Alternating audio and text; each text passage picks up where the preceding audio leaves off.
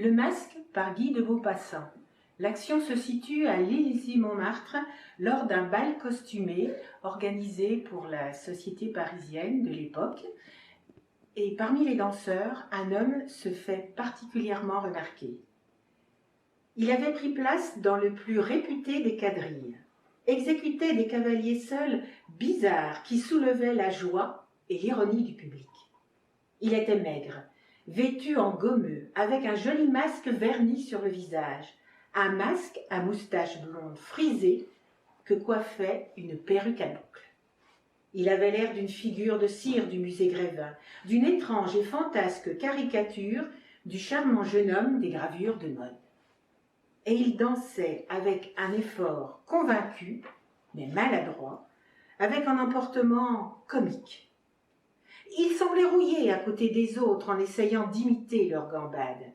Il semblait perclus, lourd, comme un roquet jouant avec des lévriers.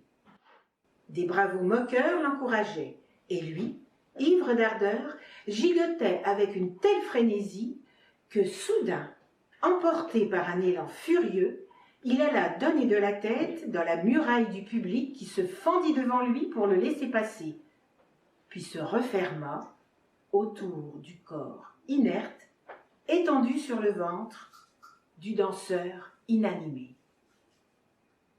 Des hommes le ramassèrent, l'emportèrent, on criait « Un médecin !» Un monsieur se présenta, jeune, très élégant, en habit noir, avec de grosses perles à sa chemise de bal. « Je suis professeur à la faculté, » dit-il d'une voix modeste. On le laissa passer, et il rejoignit dans une petite pièce pleine de cartons le danseur, toujours sans connaissance, qu'on allongeait sur des chaises. Le docteur voulut d'abord ôter le masque et reconnut qu'il était attaché d'une façon compliquée, avec une multitude de menus fils de métal qui le liaient adroitement au bord de sa perruque et enfermaient la tête entière dans une ligature solide dont il fallait avoir le secret. Le cou, lui-même, était emprisonné dans une fausse peau qui continuait le menton. Et cette peau de gant, peinte comme de la chair, attenait au col de la chemise.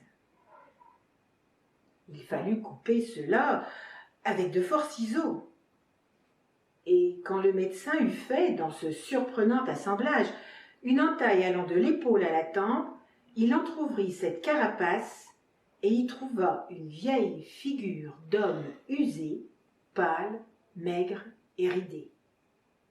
Le saisissement fut tel parmi ceux qui avaient apporté ce jeune masque frisé que personne ne rit, que personne ne dit un mot.